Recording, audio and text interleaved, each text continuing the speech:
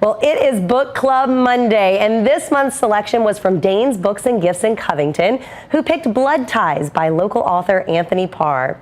The murder mystery details the story of A.B.Parr chasing down the man who killed her family. In the end, she has to choose between vengeance or love. And since it's the last day of the month, we are going to be joined right now by A.B.Parr to discuss the book and life as a local author.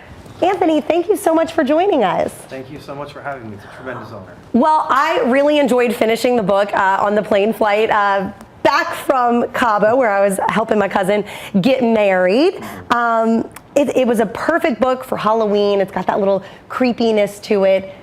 I gotta ask you though, like, where is your Western background from? How did you know so much about that? Well, in addition to the swamp.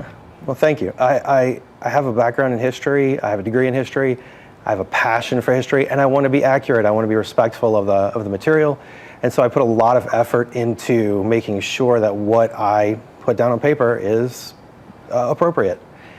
So, and I have a lot of passion for it. I've read a tremendous amount of Zane Grey and Louis L'Amour, and of course played the Red Dead Redemption games, and it just felt right. Yeah, no, I think it was a really cool way to bring in something else, but also still keep true to those Louisiana roots. Because now, am I saying her name right? A.B.Parr. Piku, okay. Yes. Yeah, so A.B.Parr was originally from Louisiana, but she makes her way out west, kind of chasing down the preacher, the man who killed her family.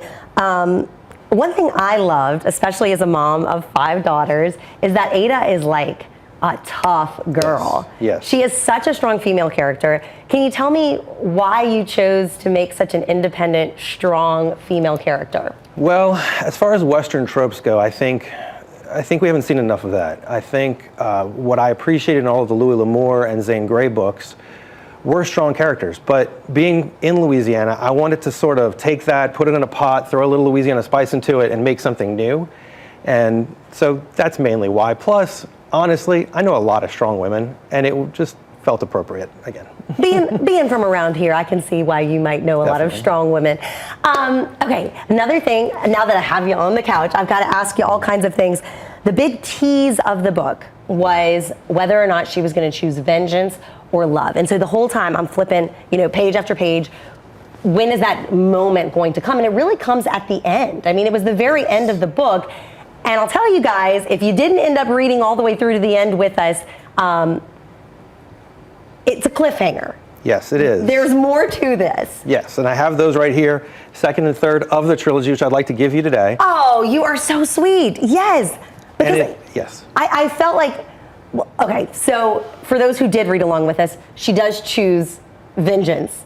But it's not that she's choosing it and not choosing love. She's just not choosing love right now. Not yet, right. And, right. And part of me hopes somewhere in the second or third book, she does get back to that love, because I think that boy really liked her.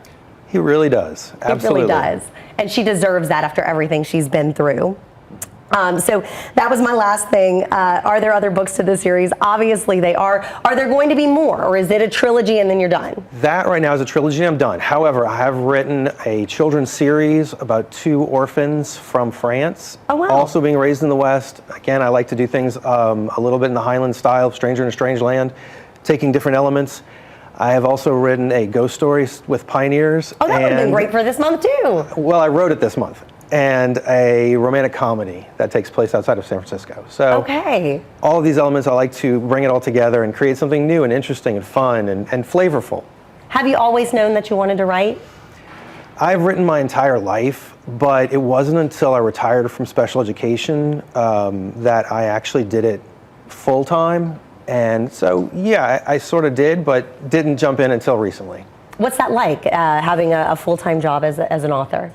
It's tremendously overwhelming. It's a little weird. I'm used to a bell schedule. I'm used to a very strict and regiment schedule. And this freedom is a little overwhelming, but it's wonderful. And everyone is very supportive. I thought I was going to be alone in a room writing by myself all the time, and I'm not. I've met a tremendous amount of kind and supportive people who have made it so fulfilling. Well, I enjoyed the book, Anthony. Thank you so much for joining us this morning. Thank you for having me. For the next 2 of the series. I've got more to read. Thank you so much. You're very welcome. Thank you for having me. And I think as an avid reader and writer, it's wonderful what you're doing, and I can't wait to see what you do next. Okay, thank you so much.